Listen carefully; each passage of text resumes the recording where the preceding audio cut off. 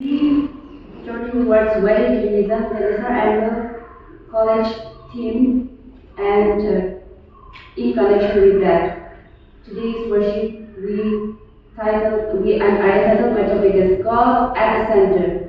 Worship as the foundation of ecumenism. God at the center. Worship as the foundation of ecumenism. The text is taken from the first book of Chronicles. The first book of Chronicles was written after the Babylonian exile, likely in the late 5th or early 4th century BC. The chronicler addresses the community that has returned from exile at a time when people were spiritually fragile, politically weak, and socially divided. They were rebuilding not only walls and temples, but also identity, faith, and unity. In chapter 29, King David offers a public prayer after collecting offerings for construction of the temple, a temple that his son Solomon would build. Though David would not see the temple completed, he models something greater than architecture. He models worship that centers everything in God. This prayer is not merely about fundraising. It is a theological declaration. God owns everything. God rules over everything. Everything begins and ends with God. The post-exilic community needed this reminder, and so do we, especially as we journey towards wider ecumenism. Firstly, worship recenters us on God's sovereignty. Worship recenters us on God's sovereignty. David begins, "Yours, O Lord, are the greatness, the power, the glory, the victory, and the majesty." In a time of rebuilding, the temptation would have been to center identity around politics, ethnicity, or survival. Instead, David centers everything on God's sovereignty. At UTC here, we come from different church traditions like Methodist, Anglican, Presbyterian, Pentecostal, and more. Yet, as we worship, it reminds us that we do not belong first to our denominations, but we belong to God. Worship dismantles pride. Worship relativizes institutional ego. Worship reorients our identity around God's kingdom. Without worship, ecumenism becomes negotiation, but with worship, ecumenism becomes communion. Secondly, worship produces humility. That is the heart of ecumenism. Worship produces humility, which is the heart of ecumenism. David continues, "For all things come from you, and of your own have we given you." What a profound confession. The offerings for the temple were generous, leaders give freely, the people rejoiced. Yet David declares, "We are only returning what already belongs to God." True ecumenism requires this humility. Our theology is a gift from God. Our traditions is a gift from God. Our spiritual heritage, a gift from God.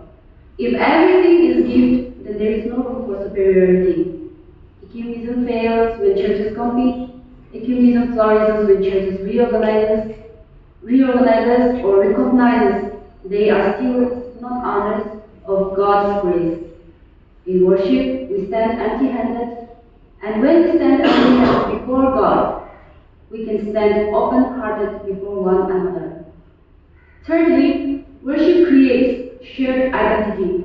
Worship creates shared identity. Notice that David does not pray privately. He blessed the Lord in the presence of all the assembly. This is corporate worship. The chronicler writes to a divided and reformed community, reminding them that worship gathers people into one story, and that is God's story.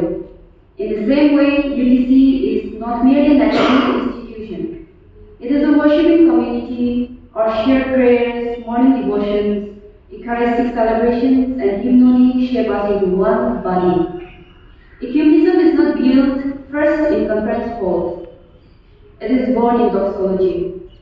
When we sing together, kneel together, confess together, and proclaim together, we embody unity before we articulate it.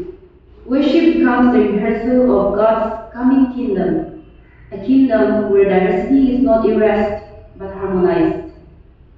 Fourthly, worship shapes mission beyond ourselves. Worship shapes mission beyond ourselves. David's prayer is forward-looking. The temple is not for David's glory, but for future generations. Similarly, ecumenism is not about institutional survival. It is about faithful witness in a fractured world. A divided church offers a weakened testimony, but a worshiping, united church reveals God's reign. In a world marked by polarization, ethnic division, and ideological fragmentation, the church is called to be a sign of reconciliation. But reconciliation cannot be manufactured administratively, it must be formed spiritually. And that formation begins in worship. We believe this phrase is a confession before it is a strategy. Our annual theme says we believe journeying towards wider ecumenism. We notice here that we believe this phrase, belief precedes journey, worship precedes strategy, doxology precedes dialogue. David's prayer teaches us that the foundation of unity is not structural alignment but shared adoration. If God is truly at the center, our conversations will be gracious, our disagreements will be charitable, our partnership will be humble, our mission will be collaborative. Because we will remember all things come from God. All things come from God.